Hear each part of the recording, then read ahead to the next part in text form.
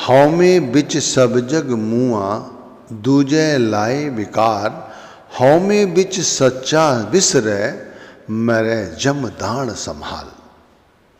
दूसरी पातशाही श्री गुरु अंगद देव जी महाराज हमें अहंकार को लेकर समझाते हैं। वो कहते हैं किस तरह सारा संसार अहंकार में उलझकर नष्ट हो रहा है। अहंकार और मोह माया हमें ईश्वर से मिलने नहीं देती। अहंकार के चलते ही हम भजन सुमिरन सही तरह से नहीं कर पाते। इस अहंकार को त्याग कर ही भजन सुमिरन संभव है। हौमे का संबंध मैं मेरी से है। जहाँ मैं आ जाती है ना, वहाँ हौमे आ जाती है। ये मेरा देश है, ये मेरी औलाद है, ये मेरा कारोबार है, ये मेरा परिवार है, ये मेरा है। बस ऐसे विचार जहाँ आ जाते हैं वहाँ अहंकार आ जाता है और अहंकार फिर हमें भक्ति नहीं करने देता। परमात्मा हमारे अंदर है लेकिन हमें नज़र नहीं आता। क्यों नहीं आता? अहंकार हौमे है। जब तक हौमे हमारे अंदर है तब तक परमात्मा जो हमारे अंदर है वो हमें दिखाई नहीं देगा। पांचवी पातशाही ने ये बात समझाई भी है। वो कहते हैं अंतर अलख न जाए लखिया, विच पर्दा हौमे पाई। देखो हमारे अंदर अहंकार रूपी एक पर्दा है जो आत्मा और परमात्मा के दरमियान है। हमारी आत्मा उस पर्दे को नहीं हटा पाती और परमात्मा का अनुभव नहीं कर पाती। इसीलिए सारी जिंदगी हम दुखी रहते हैं। जैसे गुरु ने समझाया है यदि हम वैसा करें तब हम इस हौमे से दूर हो सकते हैं। हमारे अंदर हजारों करोड़ों लाखों ऐब हैं, अवगुण हैं, लेकिन हमें दिखाई नहीं देते। हमें दूसरे के अवगुण दिखाई देते हैं। अगर कोई व्यक्ति हमसे कह दे भाई तुम में ये दोष है, और यदि वो निवल है आपसे, तो आप उससे लड़ पड़ेंगे, झगड़ेंगे कि आपने मेरे बारे में ऐसा क्यों कहा। लेकिन कभी अपने आप से विचार करते हो आप कि क्या गुरु साहिबान सच कह रहे हैं? देखो इसी बात को दूसरी पातशाही ने एक जगह और समझाया है। वे कह रहे हैं जेता समुद्र सागर नीर भरिया, तेते अवगण मारे, दया करो कर मेहरिया, कर सतगुरु पार उतारे। गुरु जी ने कहा परमात्मा से प्रार्थना करते हुए, दूसरी पातशाही आप समझ रहे हैं गुरु अंगद देव जी, वो प्रार्थना कर रहे हैं परमात्मा से। और परमात्मा से प्रार्थना करते हुए वो कहते हैं हे प्रभु, मेरे भीतर समुद्र के जल के समान अनगिनत अवगुण यानी पाप भरे हुए हैं। आपसे मैं फिर विनती कर रहा हूँ, आप समझें कि गुरु अंगद देव जी देखो कितने महान रहे हैं और वो कोई अवगुण नहीं है उनके अंदर, लेकिन फिर भी वो अपने इष्ट के आगे निमाने हैं। वो कहते हैं मैं अवगुणों की खान हूँ, खान, मेरे अंदर कोई अच्छाई नहीं, अवगुण ही अवगुण है। और उन्होंने कितनी बड़ी उपमा दे दी कि समुद्र में जितना नीर है उतना हमारे अंदर अवगुण भरा हुआ है, पाप भरे हुए हैं। आप कृपा करें मुझ पर, अपनी दया मेहर करें, अपनी दृष्टि डालें और मुझे इन अवगुणों से दूर करने के लिए किसी सच्चे गुरु से मिला दें जिससे मैं इन अवगुणों से दूर हो सकूं। आप समझ रहे हैं? दूसरी पातशाही गुरु नानक देव जी ने कहा है। आप भी विचार करो, थोड़ा सा अपने आप पर समय दो, 5-10 मिनट अपने विषय में सोचा करो। ऑफिस में बैठे हो, दुकान पे बैठे हो, घर में बैठे हो, जब भी एकांत में सोचो कि मेरे अंदर क्या क्या अवगुण है, इन अवगुणों से कैसे पार पाया जाए। एक तो अहंकार भरा हुआ है इतना कि भक्ति नहीं बनती, दूसरा अवगुण भरे हुए हैं, और जो हुक्म है ईश्वर का वो हम मान नहीं रहे हैं। गुरु ने हुक्म दिया है हमें, क्या हुक्म है? गुरु का हुक्म है ईश्वर की रजा में रहना। वो कहते हैं ना को मूरख ना को सियाणा, जिस आप बखाले तिस मैं साण। इस संसार में कोई भी जन्म से मूर्ख नहीं है और ना ही वो जन्म से ही परम ज्ञानी है। जो व्यक्ति स्वयं को सर्वज्ञ समझता है, ज्ञानी मानता है, वो व्यक्ति तो सबसे बड़ा अज्ञानी है, मूर्ख है। देखो बड़े बड़े संत महात्माओं से जब किसी ने उनसे कुछ पूछा तो उन्होंने उसका जो उत्तर दिया है वो यही देते हुए कहा है कि तुम आप ऐसा करो, मालिक आपकी लाज रखेगा, आपके कार्य संभालेगा, आपका काम है, आप अपना काम करें। वो कभी ये नहीं कहते कि तुम ऐसा करो और मैं तुम्हारी संभाल करूंगा, वो कहते हैं मालिक संभाल करेगा। आप समझ रहे हैं? तो इस तरह से हमें अपना जीवन व्यतीत करने की आवश्यकता है। अब जैसे सबसे पहले अहंकार की बात की गई, दूसरी बात समर्पण की बात की गई कि हमारे अंदर कितने सारे अवगुण भरे हुए हैं, और तीसरी बात समझाई उस मालिक के हुक्म में रहना। तो इन तीनों पे हम चर्चा करेंगे आगे। सबसे पहले अहंकार को जानो कि अहंकार कहते किसे हैं।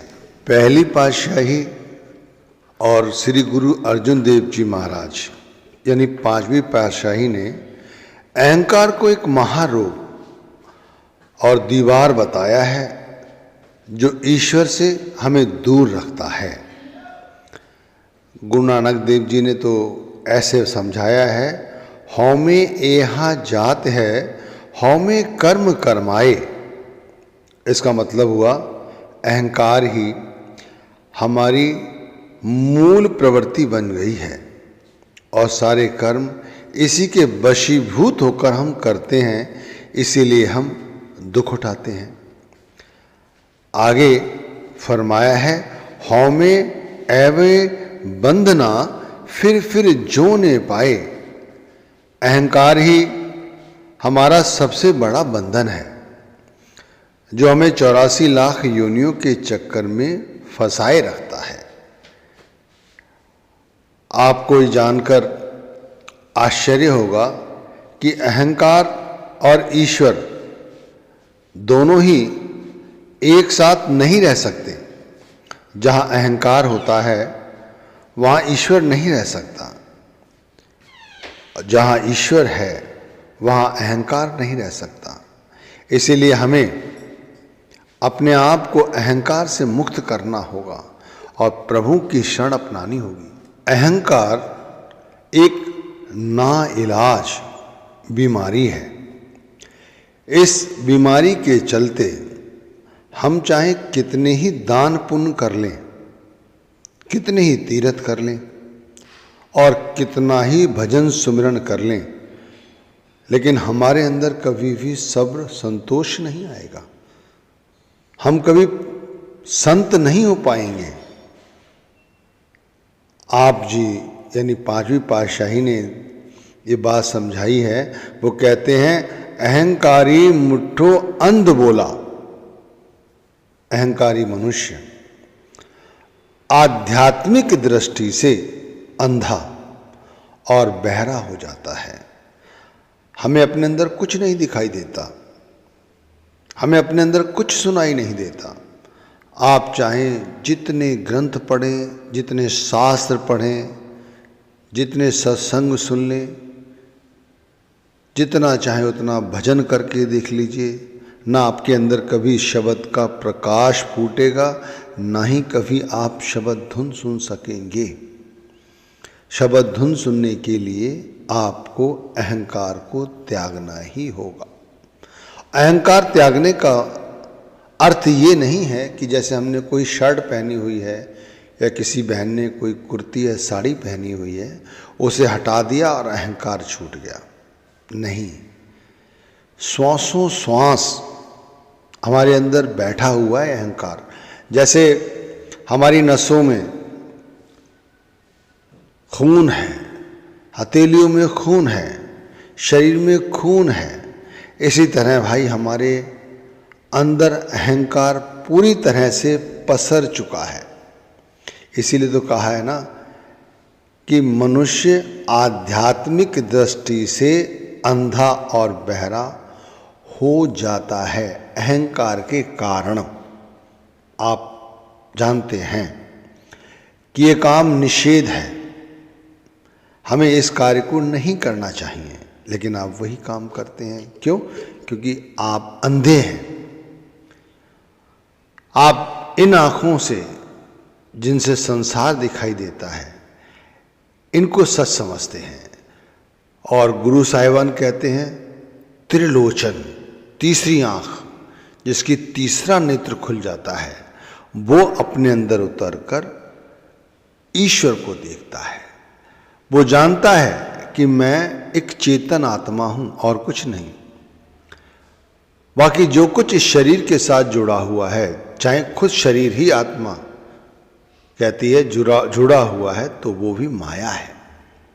और माया का क्या अस्तित्व? और माया के चक्कर में ही हम अहंकार करते हैं।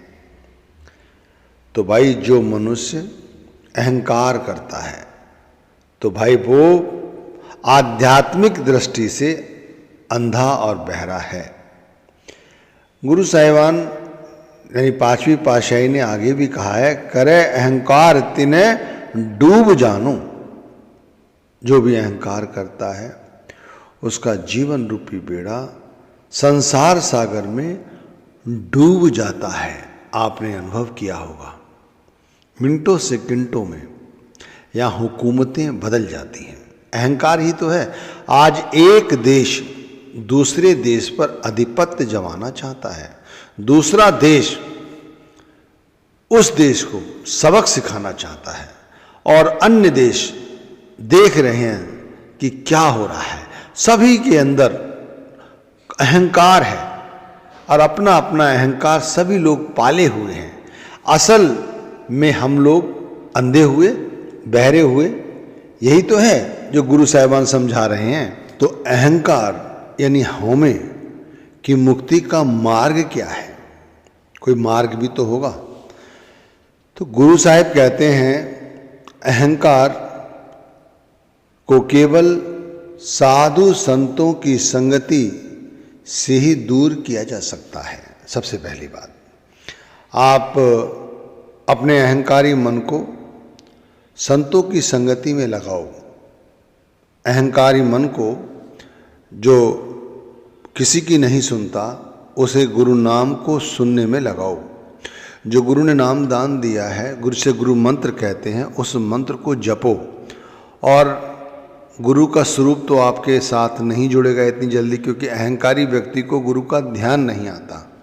इसीलिए अपने मन को आंखें बंद करके अपने मन को जो मंत्र है गुरु का वो सुनाया करो। जब मन बार बार गुरु मंत्र को सुनता है तब भी ये निमाना होता है। तो पहली बात कि अहंकारियों को संतों महात्माओं की संगति में आना चाहिए और वहाँ नम्रता धारण करनी चाहिए। कई लोग आपने देखा होगा गुरु घर जाते हैं तो वहाँ सेवा करते हैं। कोई लंगर की कर रहा है, कोई पांडाल की कर रहा है, कोई सैनिटरी की कर रहा है, कोई जोड़ों की कर रहा है। आपने गुरु घर यानी गुरुद्वारे में भी जाकर देखा होगा, बहुत सारे लोग जोड़े की सेवा करते हैं, बिछाई की सेवा करते हैं, लंगर की सेवा करते हैं, धुलाई की सेवा करते हैं। इस तरह इस शरीर से फिर मानसिक रूप से सेवा, अहंकार निकले। तो इसके लिए एक कार्य और जरूरी है कि सभी के अंदर उस मालिक का जो हुक्म है वो पहचानने की कोशिश करो कि हर इंसान के अंदर वो मालिक समाया हुआ है। अगर हम चाहते हैं कि अहंकार ना करें तो दूसरे व्यक्ति में भी उस ईश्वर को देखो। इस तरह से अहंकार घटता है। अहंकार घटने लगे, एक बार ये मन मानने लगे कि भाई सभी